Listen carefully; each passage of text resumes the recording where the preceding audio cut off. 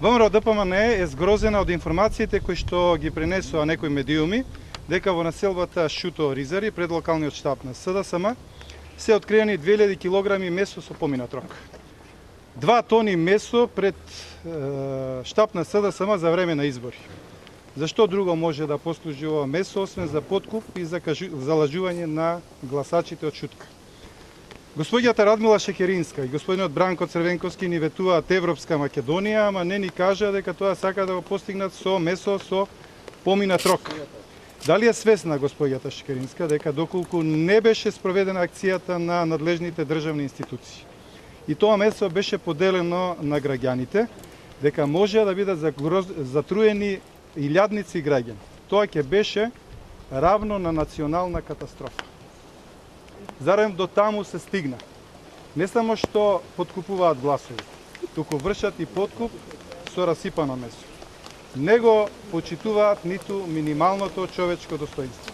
Ако се потврдат информациите дека тоа месо било со рок на употреба од 2004 до 2004 година, тоа значи дека месото можело да биде загадено со неколку типови различни опасни бактерии кои може да предизвикаат труења кои што може да бидат и живото загрозувачки, односно да го загрозат животот на конзументот. Смешни се оправдувањата дека месото се користело за кучиња или ќе биде користено за кучиња, бидејќи и да е така, за тоа мора да се добие соодветна дозвола од соодветна државна институција, а со 2000 килограми месо може да се нахранат најмалку 200.000 кучиња. Се можевме да помислиме. Но дека СДСМ ќе се одлучеше да подкупува гласач со расипано месо, ни на сон не ни паѓаше на ум. Ова е дното кое што можеше да се постигне.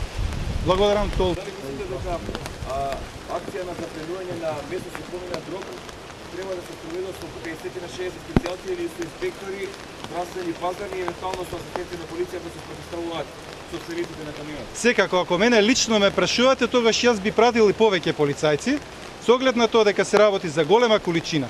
И ако се потврдат информациите, јас кажав и во изјавата дека месото е со поминат рок, и ако се потврди, не дај Боже, дека е расипано, односно сигурно е расипано затоа што е од 2004 година, тогаш јас кажав дека може да бидат затруени илјадници граѓани и навистина немам објаснување како тие граѓани после тоа ние ќе се обидувавме да ги згрижиме.